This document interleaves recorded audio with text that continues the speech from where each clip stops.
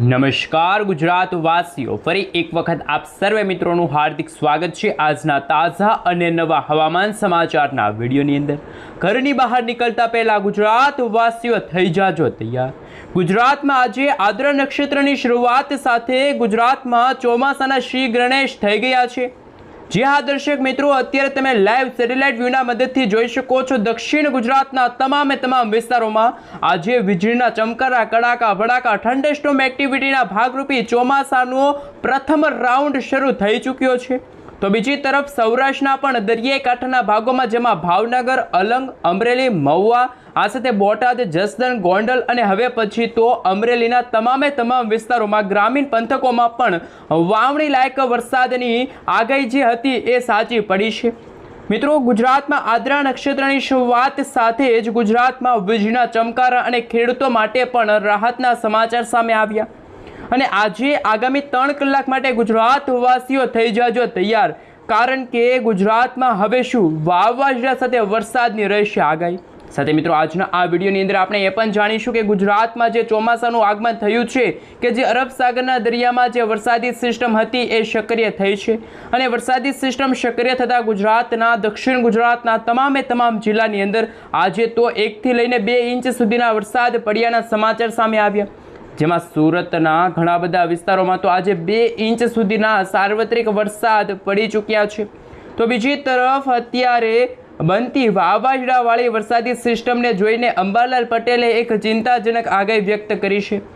મિત્રો, તમે લાઈવ જોઈ શકો છો અત્યારનું લાઈવ સેટેલાઇટ પિક્ચર કે જેમાં ઉત્તર ભારતના ભાગો તરફથી આવનારી કલાકોમાં વેસ્ટર્ન ડિસ્ટર્બન્સવાળી વરસાદી સિસ્ટમ સતત ગુજરાત નજીક આગળ વધશે, જ્યારે અત્યારે મુંબઈના ઉપરના ભાગમાં જેમાં મિત્રો દક્ષિણ ગુજરાતના વલસાડ, નાસિક, આ સાથે તમે જોઈ શકો છો સુરત છે, વ્યારા છે, આહવા છે, વલસાડ છે, ત્યાં પણ અત્યારે થંડરસ્ટોર્મ એક્ટિવિટીના ભાગરૂપે વીજળીના કડાકા ભડાકા સાથે હવામાન વિભાગ તરફથી જાણીશું કયા પ્રકારની અને કયા વિસ્તારમાં શું આગાહી વ્યક્ત કરવામાં આવી છે। શું મિત્રો, અત્યારે હવામાન વિભાગ તરફથી આગામી 24 થી લઈને આગામી 36 કલાક માટે માછીમારોને દરિયો ન ખેડવા સાવચેત રહેવા માટે અપીલ કરવામાં આવી છે, કારણ કે દરિયાકાંઠાના ભાગોમાં અત્યારે 60 થી લઈને 70 કિલોમીટર પ્રતિ કલાકની ઝડપે તોફાની પવનો ફૂંકાઈ રહ્યા છે।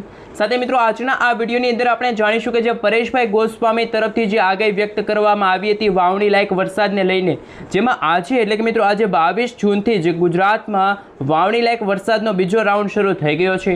આ રાઉન્ડ છે મિત્રો 27 જૂન સુધી છે એ ચાલુ રહેશે।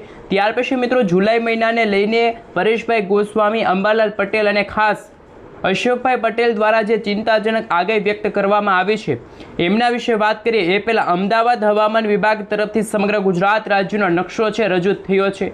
એ નકશા વિશે વાત કરીશું। આજે આગામી કલાક માટે કયા વિસ્તારમાં કેવા પ્રકારની વોર્નિંગ કે જે હવામાન વિભાગે વ્યક્ત કરી છે। હાલ મિત્રો, તમે જોઈ શકો છો અત્યારે ગુજરાતના એમાં પણ સૌરાષ્ટ્રના અને દક્ષિણ ગુજરાતના ભાગોમાં હવામાન વિભાગ તરફથી અત્યારે રેડ એલર્ટની વોર્નિંગ છે એ વ્યક્ત કરવામાં આવી છે, જેમાં મિત્રો ભાવનગર અને અમરેલીના ગ્રામીણ પંથકોમાં આગામી 3 કલાક માટે તોફાની પવનોની સાથે વીજળીના ચમકારાની સાથે અત્યંત ભયંકર વરસાદની આગાહી વ્યક્ત કરવામાં આવી। આ સાથે દક્ષિણ ગુજરાતના સુરત, નવસારી, દમણ, દાદરાનગર હવેલીના ભાગોમાં હવામાન વિભાગ તરફથી રેડ અને ઓરેન્જ એલર્ટની વોર્નિંગ છે વ્યક્ત કરવામાં આવી, જ્યારે ગુજરાતના ઉત્તર ગુજરાતનું વાતાવરણ તમે જોઈ શકો છો કચ્છ, બનાસકાંઠા, સાબરકાંઠા, અરવલ્લી, તો બીજી તરફ સૌરાષ્ટ્રના પશ્ચિમ સૌરાષ્ટ્રનો વિસ્તાર જેમાં ખાસ દેવભૂમિ દ્વારકા, પોરબંદર, જામનગર, હવે પછી તો સુરેન્દ્રનગર, મોરબી અને પાટણ જિલ્લામાં વાતાવરણ બિલકુલ ચોખ્ખું જોવા મળશે। આ સાથે મિત્રો તમે જોઈ શકો છો આઈએમડી તરફથી હવામાન વિભાગ તરફથી ચોમાસાના આગમનને લઈને જે રેખાઓ વ્યક્ત કરવામાં આવી। મિત્રો, તમે જોઈ શકો છો ગુજરાતમાં પ્રી મોન્સૂન એક્ટિવિટીના ભાગરૂપે આજે આખા દિવસ દરમિયાન વરસાદ જોવા મળ્યો છે, પરંતુ અત્યારે દક્ષિણ ભારતના ભાગોમાં જેમાં તામિલનાડુમાં તો ટોર્નેડો એટલે કે મિત્રો મિની વાવાઝોડું છે રચાણું તેવા દ્રશ્યો સામે આવ્યા અને બંગાળની ખાડીવાળી વરસાદી સિસ્ટમ દિવસે દિવસે સક્રિય થતી જોવા મળી છે। હવે મિત્રો અશોકભાઈ પટેલ દ્વારા જે આગાહી વ્યક્ત કરવામાં આવી છે કોલા વેધરના જે પ્રેડિક્શન ફોરકાસ્ટ રજૂ થયા છે, જેમાં ECMWF જે મોડેલો સામે આવ્યા છે એમના વિશે જો થોડાક વિગતવાર નજર કરીએ, આપ સર્વે મિત્રો જોઈ શકો છો કે અરબ સાગરના દરિયામાં જે ચોમાસાની સિસ્ટમ છે એ પાંખ છે એ બંગાળની ખાડીવાળી વરસાદી સિસ્ટમ કરતાં વધુ મજબૂત છે, પરંતુ આવનારી 7 જુલાઈના દરમિયાન તમે જોઈ શકો છો બંગાળની ખાડી અને અરબ સાગરનો દરિયો બંનેમાં સાયક્લોનિક સર્ક્યુલેશનવાળી મજબૂત વરસાદી સિસ્ટમ સક્રિય થશે. અને મિત્રો આ વરસાદી સિસ્ટમ સક્રિય થતાં ઉત્તર ભારતના ભાગોમાંથી બરફવર્ષા અને હિમવર્ષાના ભાગરૂપે વેસ્ટર્ન ડિસ્ટર્બન્સવાળી વરસાદી સિસ્ટમ પણ આગળ વધતી જોવા મળવાની છે. બદલાતા વાતાવરણને લઈને આપ સર્વે મિત્રો જોઈ શકો છો લાંબા ગાળાની આગાહી સામે આવી છે. મિત્રો 29 જૂન સુધીના હવામાન વિભાગના રિપોર્ટ અને ગુજરાત રાજ્ય માટે મિત્રો અશોકભાઈ પટેલ દ્વારા જે આગાહી સામે આવી છે, આવનારી 29 તારીખ દરમિયાન દક્ષિણ ગુજરાતના ભાગોમાં વાવણી લાયક સારો એવો વરસાદ, તો અમુક ભાગોમાં મિત્રો હજુ પણ 2 થી લઈને 3 ઇંચ વરસાદ અને નદી નાળાઓ છલકાતા હોય તેવા દ્રશ્યો સામે આવશે. કારણ કે બદલાતા વાતાવરણને લઈને આપ સર્વે મિત્રો જોઈ શકો છો અને અત્યારનું લાઈવ સેટેલાઇટ પિક્ચર જોઈ શકો છો. આપણું ગુજરાત રાજ્ય છે, ગુજરાતની નીચે જે સમુદ્ર છે અરબ સાગરનો દરિયો છે, અને બીજી તરફ એમની વિરુદ્ધ દિશામાં જે સમુદ્ર છે બંગાળની ખાડી છે. બંગાળની ખાડીમાં અત્યારે કાળા ડિબાંગ વાદળો અને કડાકા ભડાકાવાળી વરસાદી સિસ્ટમ કદાચ પશ્ચિમ દિશા તરફ અને અરબ સાગરના દરિયાવાળી વરસાદી સિસ્ટમ કદાચ ઉત્તર અને પશ્ચિમ દિશા તરફ આગળ વધશે તો ગુજરાતમાં હજુ પણ તોફાની વરસાદની આગાહી વ્યક્ત કરવામાં આવી છે. તો મિત્રો અંબાલાલ પટેલ તરફથી મિત્રો ખુશીના સમાચાર સામે આવ્યા છે. આવી ગયું છે ચોમાસું. મિત્રો ગુજરાતના જાણીતા હવામાન નિષ્ણાત અંબાલાલ પટેલે જણાવ્યું છે કે આગામી 48 કલાકમાં ચોમાસું હજુ પણ ખૂબ જ વધુ સક્રિય થશે. 25 જૂન સુધીમાં મુંબઈ મહારાષ્ટ્રથી લઈને ચોમાસું દક્ષિણ ગુજરાતના વિવિધ ભાગોમાં પહોંચી જશે. મુંબઈના વિસ્તારમાં 2 થી 4 ઇંચ સુધીના વરસાદ ચોમાસાના આગમનની સાથે જોવા મળશે. જ્યારે અંબાલાલ પટેલે એ પણ જણાવ્યું કે 26 જૂનથી લઈને 28 જૂન સુધીમાં મુંબઈ મહારાષ્ટ્રમાં સારો એવો અને સાર્વત્રિક વરસાદ જોવા મળશે. ખાસ મિત્રો આપણે જણાવી દઈએ તો આદ્રા નક્ષત્રની શરૂઆત થઈ ગઈ છે અને આદ્રા નક્ષત્રની શરૂઆત સાથે જ આજે વહેલી સવાર દરમિયાન દક્ષિણ ગુજરાતના ભાગોમાં તો વીજળીના ચમકારા કડાકા ભડાકા સાથેનો વરસાદ જોવા મળ્યો. અરબી સમુદ્રના દરિયામાં ચોમાસું વધુ સક્રિય છે. વાવણીનો વરસાદનો રાઉન્ડ મિત્રો 23 તારીખ 24 તારીખ આ 2 દિવસ ખૂબ જ મહત્વના ગણવામાં આવશે. ત્યાર પછી 25 જૂનના રોજ પણ સાર્વત્રિક વરસાદ જોવા મળશે.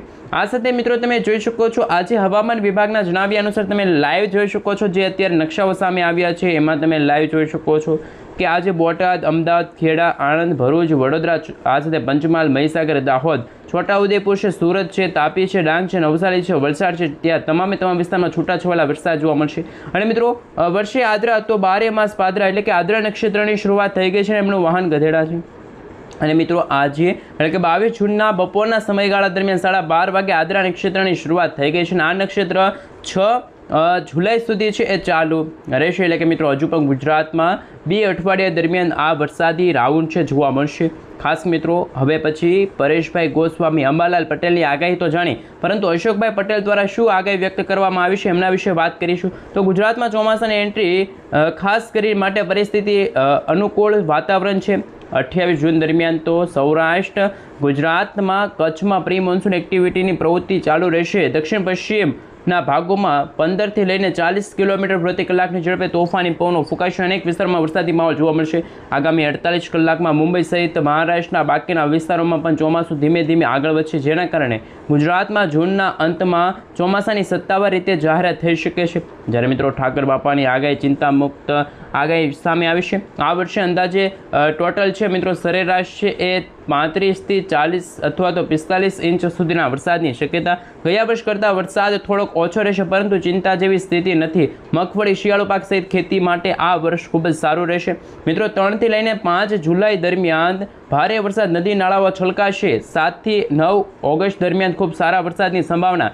ઓગસ્ટ અને જુલાઈ મહિનાની અંદર તમે જોઈ શકો તો 10 થી વધુ ઇંચ સુધીના વરસાદ. અને 75 વર્ષના અનુભવના આધારે બાપાએ કહ્યું છે કે સૌરાષ્ટ્રમાં ચોમાસું સારું અને ખેડૂતો માટે લાભદાયક રહેશે. સાથે સાથે મિત્રો અત્યારે તમે લાઈવ સેટેલાઇટ વિના મદદથી જોઈ શકો છો અરબ સાગરનો દરિયો તો સક્રિય છે, તો એમની સાથે બંગાળની ખાડીવાળી વરસાદી સિસ્ટમ ચોમાસાની પાંખ પણ અત્યારે ખૂબ જ સક્રિય છે.